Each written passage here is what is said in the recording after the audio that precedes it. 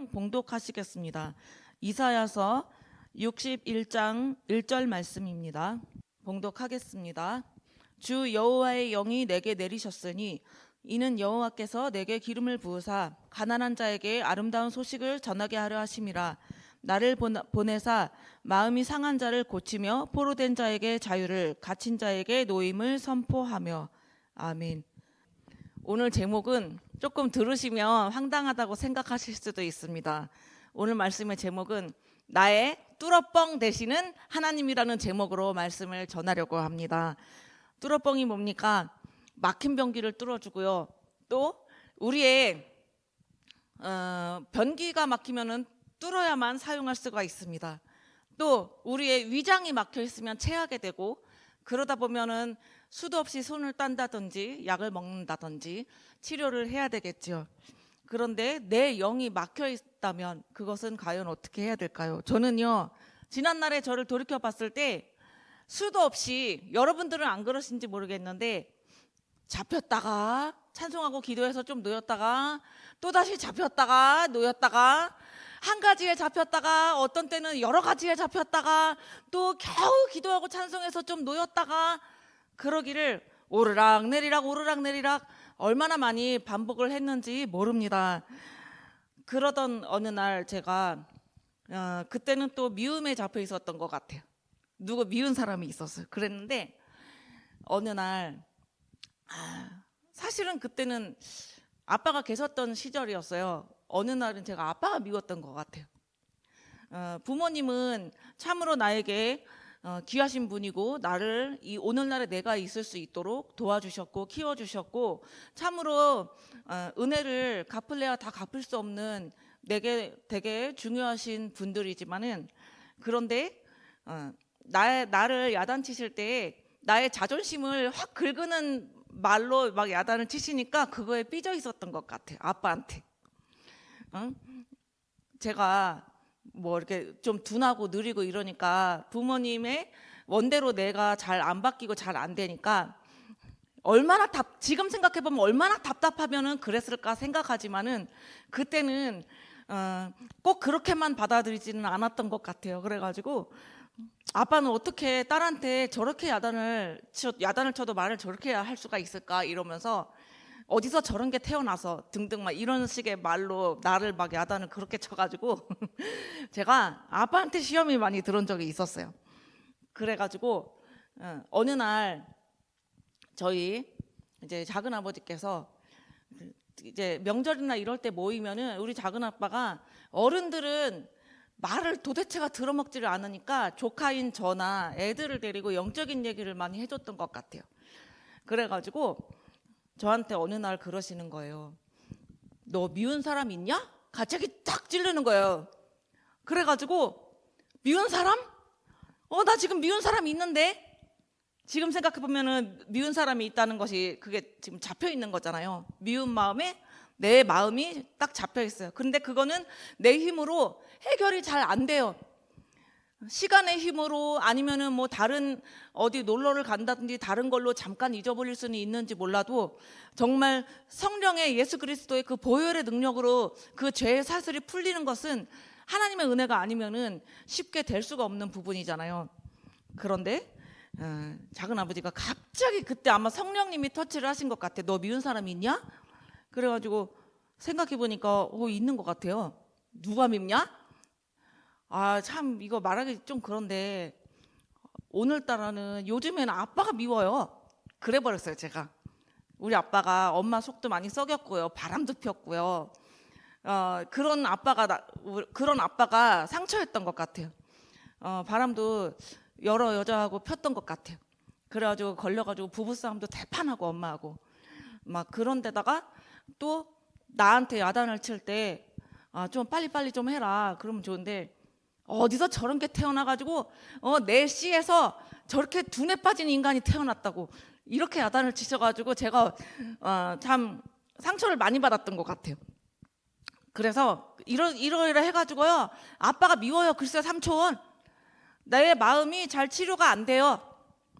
그랬는데 저희 작은 아버지가 그래, 그런 마음이 힘들기는 했겠다. 삼촌도 참 많이 힘들었던 때가 있었어. 그래서 뭐가 그렇게 많이 힘들었어요?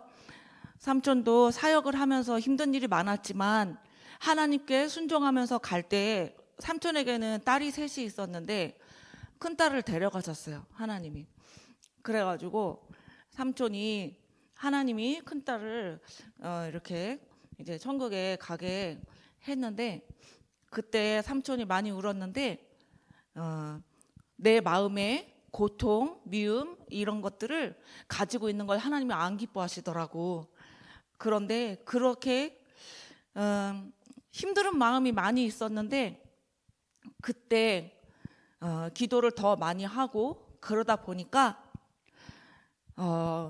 하나님도 아들을 우리를 위해서 잃으셨었더라고. 하나님도 아들을 삼촌을 위해서 잃었고 혜영이 너를 위해서 잃었고 우리 모두를 위해서 하나님 아버지가 아들을 잃으셨어. 하나님은 아들을 잃을 필요가 없는 분인데 주께 내버려 두셨어. 우리를 위해서. 그래서 그 십자가 사랑 앞에 처음에는 하나님이 왜 나를 꼭 이렇게까지만 하셨어야 됐어요. 왜 내 딸을 그렇게 하셨어야만 됐어요. 왜 하나님 왜 나예요?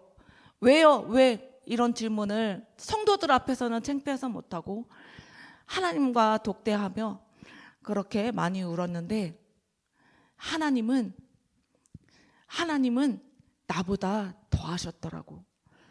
그러면서 기도하면서 삼촌이 결정한 게 뭐냐면 내가 유명해지지 않아도 되고 하나님만 유명하게 하면 됐고 내가 이런 일을 겪으면서 드디어 내 마음에 나는 이 세상에서 아무것도 아니로구나.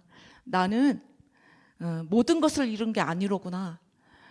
그렇게 됨으로써 내가 하늘의 미랄이 되겠다는 그 고백이 더 진해질 수 있었고 내가 유명해지지 않고 예수님을 유명하게 하겠다는 그 결심을 더 깊게 할 수가 있었어. 하늘의 미랄이 땅에 떨어져서 썩어야 그래야 많은 열매가 맺힐 수 있는데 나는 이렇게 사역을 하다 보니까 여러 가지 힘든 일이 많았고 그랬지만 그래서 눈물로 시간을 보낸 적이 있지만 미운 거 그거 아무것도 아니야. 속상한 거 그 순간은 힘들지만 하나님 앞에서 가지고 가서 그 문제를 내려놓고 하나님 앞에 나 자신을 수술해 달라고 하나님 앞에 하니까 그거 아무것도 아니더라고. 하나님이 모든 어려운 마음을 하나님이 만지시더라고. 이러시는 거예요. 그러면서 이렇게 조카였던 저에게 상실의 아픔 또 하나님께 얻었던 그 하나님의 은혜 그런저런 것들을 조카인 저에게 이런저런 얘기를 다 해주는 거예요. 근데 그런 얘기를 듣다 보니까 신기한 일이 벌어졌는데 어느 순간에 삼촌은 그렇게 큰 상실을 겪고도 주님과 손붙잡고 가는데 나는 아빠가 했던 별거 아닌 그런 말로 어디서 저런 게 태어났어라는 그 말로 상처를 받아가지고 아빠가 미워 죽겠는 내가 있구나. 그게 하나님과 내 사이에 아무것도 아닌데 나는 왜 그런 것을 상처로 가지고 있지? 저렇게 삼촌은 힘든 일을 겪고도 하늘의 미랄이 되겠다고 저렇게 내 앞에서 고백을 하시는데 나는 그 말 한마디에 상처를 받아가지고 포로가 돼가지고 마귀 새끼의 포로가 돼서 미움의 포로가 돼가지고 이러고 앉아있지. 이러면서 너 찬송하고 기도하고 특히 너는 우리 집안에 무당이 있었기 때문에 너는 그리고 귀신을 많이 본 사람이기 때문에 너는 특히 더 기도를 많이 해서 찬송 많이 해서 이겨야 돼. 그러니까 미움의 영이 찾아와서 네 심령을 꽉 잡았다. 그러면 너는 찬송해가지고 다 이겨. 그리고 넌 네가 유명해지려고 태어난 거 아니야. 넌 예수님을 유명하게 하기 위해서 태어난 거야. 그러니까 너는 네가 유명해지려고 애쓸 것도 없고 너는 예수님을 유명하게 하는 사람이 되라. 이렇게 말씀을 해주셨어요. 제가 이런 말씀을 드리는 거는 이게 우리 교회에서는 우리 박 권사님 통해서 영적인 얘기를 들을 수 있다는 게 얼마나 감사한지 몰라요. 또 저는 집에서 어린 시절에는 그렇게 작은 아빠를 통해서 뭐 1년에 한두 번 명절 때라도 그렇게 영적인 얘기를 들을 수 있었던 게 하나님이 내게 베풀어 주신 잔치였구나. 죄송하지만 엄마를 통해서 영적인 얘기를 들은 것도 아니고, 또 목사님이나 그런 분들은 워낙 큰 교회다 보니까 나하고 거리가 멀고 나한테 영적인 지도를 그렇게 가회처럼 해주시는 분이 없었는데, 이렇게 우리 교회를 만나서 영적인 그런 이야기들을 많이 들을 수 있어서 너무나 감사하다는 생각이 듭니다. 천국 잔치를 하나님이 저와 여러분들에게 초청하셨습니다. 감사하지 않습니까? 다른 게 감사한 게 아니라 그 훌륭한, 얼마나 그 대단한 천국 잔치가 얼마나 귀한 잔치입니까? 어린 시절에 친구의 생일 초대를 받아도 어머 제가 나 초대했어 이러면서 설레는 마음으로 선물을 사러 가고 그랬던 기억이 납니다. 그런데 그런 친구의 생일 초대에도 선물을 사고 준비를 하고 또 기쁜 마음으로 가는데, 이 보통 잔치도 아닌 천국 잔치, 이 땅에서 우리에게 베풀어지는 이 천국 잔치는 정말 친구의 생일 초대, 결혼 잔치의 초대, 그런 것하고는 또 비교가 될 수 없을 만큼 예수님과 나와의 그 귀한 결혼 잔치에 저와 여러분들은 날마다 감사했으면 좋겠습니다. 감사하죠? 너무너무 감사하다는 생각이 듭니다. 그래서 이렇게 설교를 통해서도 잡혀있는, 내가 뭔가 잡혔을 때 설교를 통해서도 풀릴 때가 있더라고요.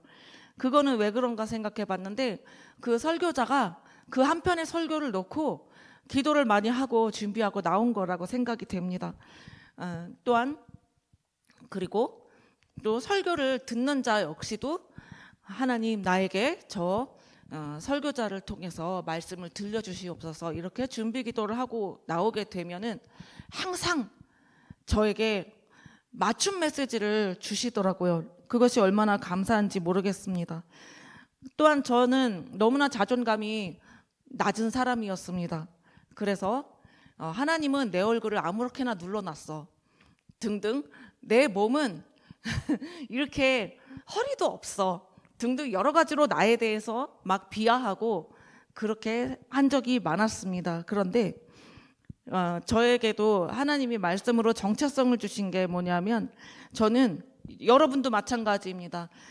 가난한 자에게 아름다운 소식을 전하게 하는 자, 우리의 정체성이라고 하나님이 알려주신 것 같습니다. 그리고 또 포로된 자에게 자유를 선포하는 자, 그런 사람이 바로 우리입니다. 또한 갇힌 자에게 노임을 받을 수 있도록 돕는 자, 그게 바로 우리입니다. 그래서 자기 외모를 디스할 필요도 없고, 또 자기의 처지를 비관할 필요도 없고, 왜냐하면 내 처지가 돈이 없고 가난하고 그렇다 하더라도 우리는 하나님이 베풀어 주신 가장 위대한 잔치에 이미 초대되어서 있는 사람들입니다. 그래서 그 누구도 부러울 게 없지 않습니까? 가장 하나님께서 베푸르신 가장 귀한 그 잔치에 저와 여러분들이 앉아있기 때문에 그거 하나만으로도 너무너무 감사하다는 생각이 됩니다. 그것으로 인해서 저에게도 잡혀있는 부분이 예배를 통해서 놓이게 될 수 있고, 또 사람이다 보니까 우리가 인생을 살다 보면 날이 추워지면 감기가 들죠. 인생을 살다 보면 여러 가지 어려운 일이 있고 감기가 들듯이 잠깐이라도 잡힐 때가 있지만 그런 것들을 다 물리쳐서 승리하고 나아가셨으면 좋겠습니다. 오늘의 말씀을 정리하도록 하겠습니다. 하나님은 그렇게 나를 자유하게 해주시는 나의 뚫어뻥 되시는 하나님이십니다. 날마다 그 하나님을 손붙잡고 가시는 저와 여러분들이 되기를 바라겠습니다. 마치겠습니다. 기도하겠습니다. 아버지 하나님, 오늘도 주님 함께 하심을 감사합니다. 주님, 오늘 또한 이따가 기도를 하게 됩니다. 하나님이 기도의 시간에도 하나님 함께 하여 주시고 하늘에 올라가는 기도를 할 수 있도록 도와주시옵소서. 우리의 삶 속에 임재하시는 그 주님을 감사하며 예수님의 이름으로 기도드립니다. 아멘.